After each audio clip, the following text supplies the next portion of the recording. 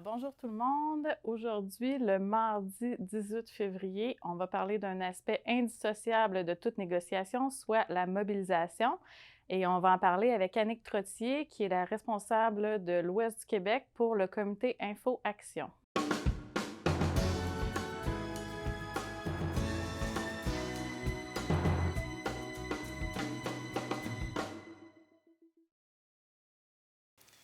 Alors, comme on le sait tous, on a adopté un projet de négociation assez ambitieux, là, avec plus de 120 demandes. Je pense que c'est normal aussi dans le contexte de crise dans lequel on se retrouve dans le réseau actuellement. Là, si on veut avoir des conditions de travail attirantes pour le personnel, on n'a pas le choix. Mais il va falloir aussi que la mobilisation soit ambitieuse. Est-ce que tu peux nous en parler un petit peu, Annick? Absolument. En fait, ces derniers mois, on s'est consacré à placer notre réseau. Des centaines de militants ont reçu une formation en lien avec la mobilisation, ce qui va aider là, dans les prochains mois à avoir une présence terrain. L'idée derrière ça, c'est de soutenir les revendications puis le comité de négociation. Au niveau des matières de la table centrale, en fait, les syndicats ont reçu des affiches là, puis des outils de visibilité à distribuer auprès de nos membres. Des outils semblables s'en viennent au niveau de la table sectorielle.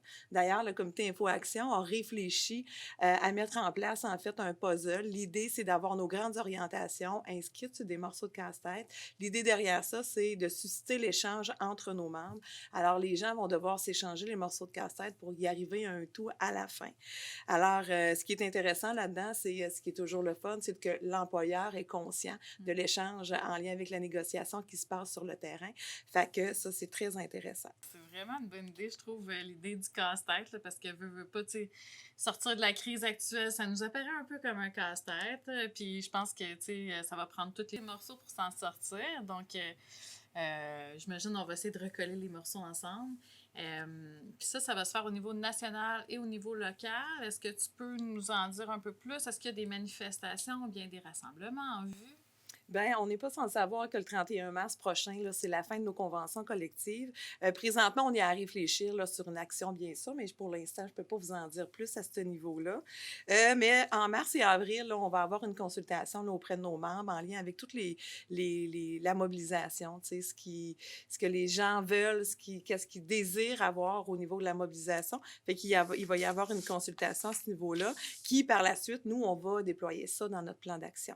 Ensuite, la CSN, hein, du secteur public, va mettre en place une campagne là, qui est tout en lien avec la détérioration du réseau et le réseau qui est en péril présentement. OK. Eh bien, merci beaucoup, Annick. En tout cas, on va suivre ça de près. Ça fait plaisir. Alors, c'est tout pour aujourd'hui.